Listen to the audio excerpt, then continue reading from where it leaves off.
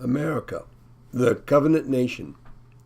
Introduction on being a covenant people. Section 1, John Winthrop and the Puritan Covenant.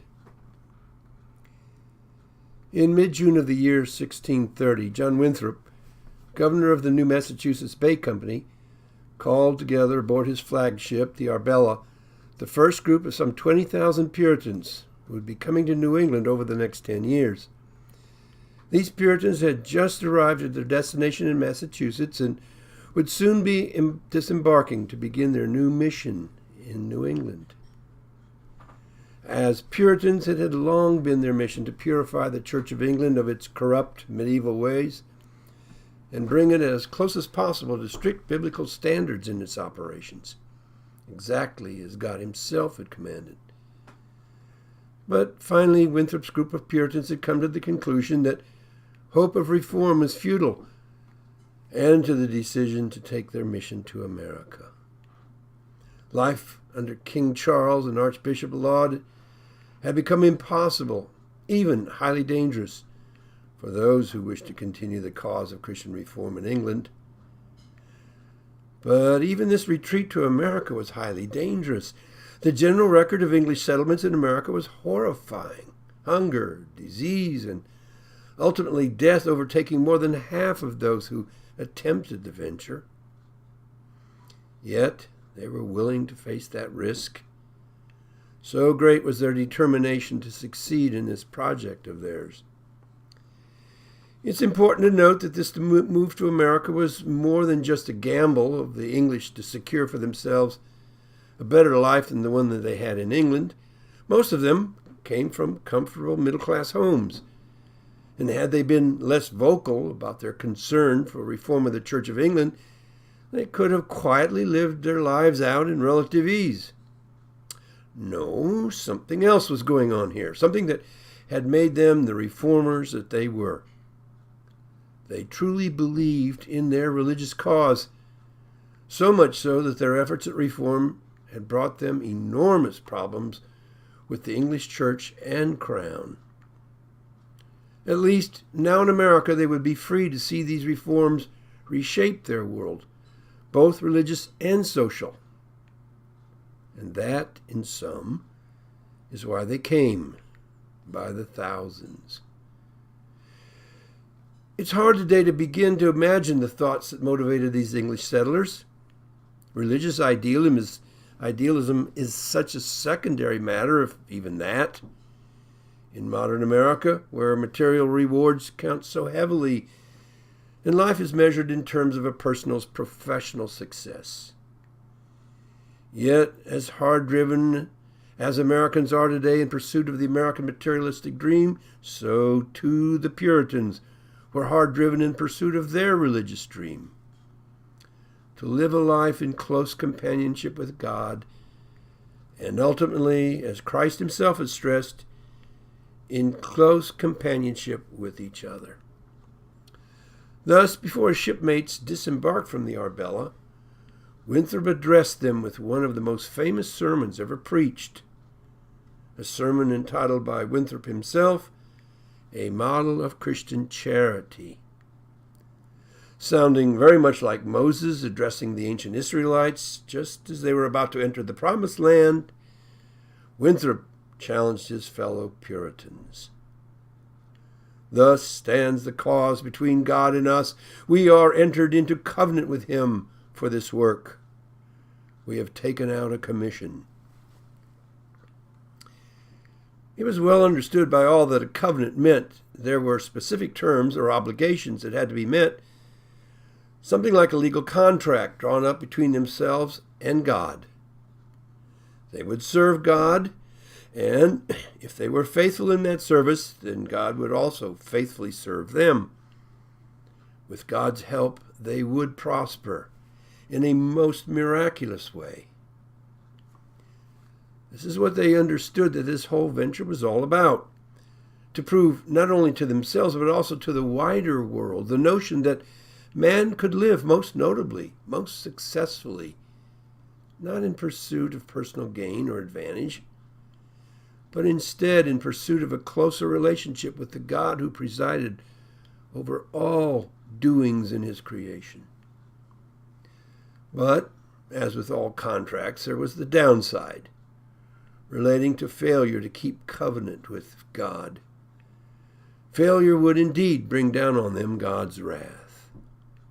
Winthrop warned them, "If we shall neglect the observation of these articles and embrace this present world and prosecute our carnal intentions, seeking great things for ourselves and our posterity, the Lord will surely break out in wrath against us and be revenged of such a people and make us know the price of the breach of such a covenant." Additionally, the covenant included a second aspect to it, not just the one linking these Christian souls to Almighty God. The covenant also required a similar bond uniting them in affection and devotion to each other. Winthrop explains, "Now, the only way to avoid this shipwreck of God's wrath and to provide for our posterity is to follow the counsel of Micah, to do justly, to love mercy, to walk humbly with our God. For this end, we must be knit together in this work as one man. We must entertain each other in brotherly affection. We must be willing to abridge ourselves of our superfluities for the supply of each other's necessities. We must delight in each other, make others' conditions our own, rejoice together, mourn together, labor and suffer together, always having before our eyes our commission and community in the work, as members of the same body." Then Winthrop went on to remind his fellow Puritans that this venture was something of much greater importance than merely their own success. For God had entered into this covenant with these Puritan settlers as a demonstration or model of how all people should live. Whether this venture succeeded or failed would by God's own intent come to be a matter of great importance to all the world, which would take careful note of exactly how this covenant life in America worked out for everyone. Winthrop stated, "We shall find that the God of Israel is among us when 10 of us shall be able to resist 1,000 of our enemies, when he shall make us a praise and a glory that men shall say of succeeding plantations, 'May the Lord make it like that of New England.' For we must consider that we shall be as a city upon a hill. The eyes of all people are upon us, so that if we shall deal falsely with our God in this work we have undertaken, and so cause him to withdraw his present help from us, we shall be made a story and a byword through the world." He concludes, citing Moses' admonition to Israel,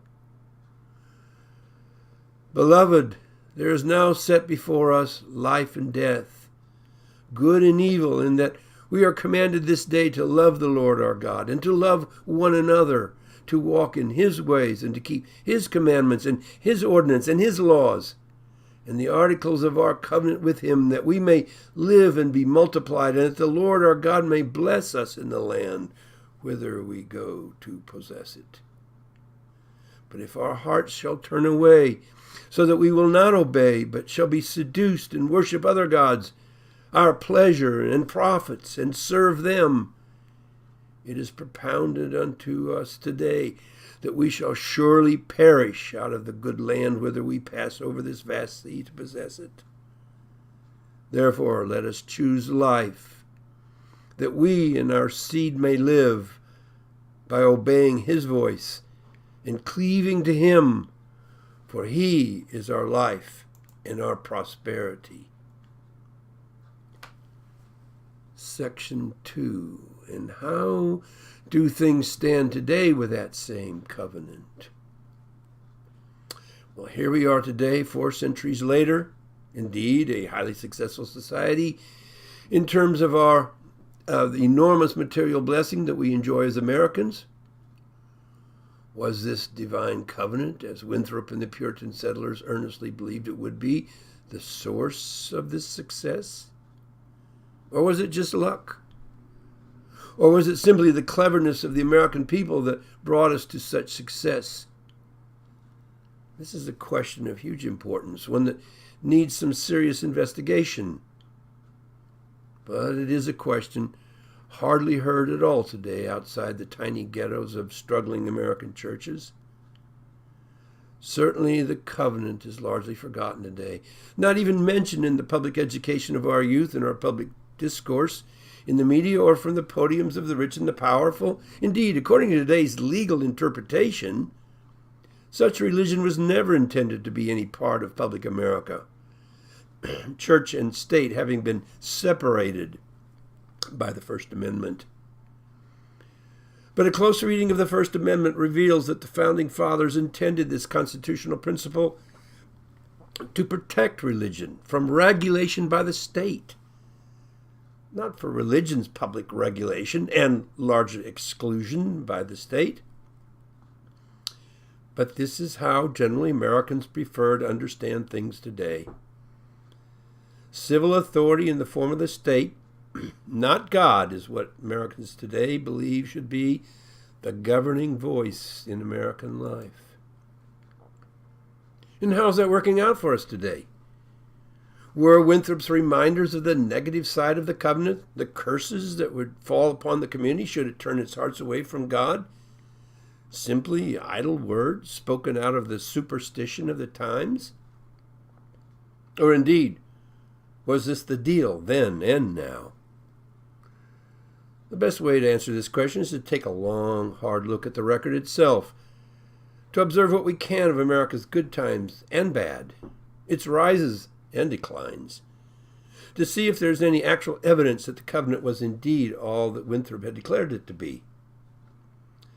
And thus, if indeed it was just contemporary superstition and there's no real evidence in history that it played a significant role in American history, then we can get on with things, materially and professionally, and continue down the path we've been on since the 1960s when we began to let the state take the lead in American life. But if, on the other hand, there's a strong evidence that indeed the covenant was, and therefore still is, fully operative, we should pay close attention to Winthrop's admonitions and begin to fear, or better yet, take corrective steps. And so it is what motivates this work, an investigation into the question of America being a covenant nation.